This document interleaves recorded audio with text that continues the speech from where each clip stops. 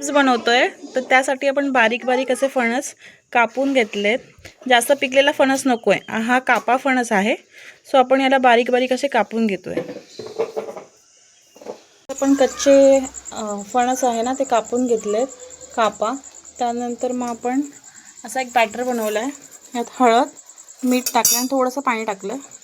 आता आपण बनवूया. ते तळून घ्यायचे आणि त्याच्यात 1 चमचा तो बॅटर टाकायचा. कुरकुरीत तळून घ्यायचं.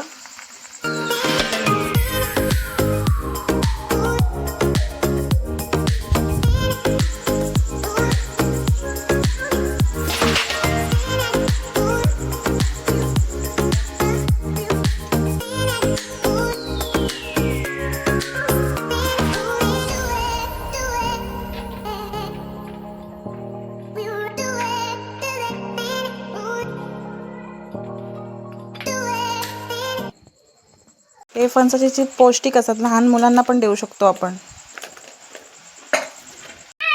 छान आहे. Say thank you to mama. मम्मीला थँक्यू बोल.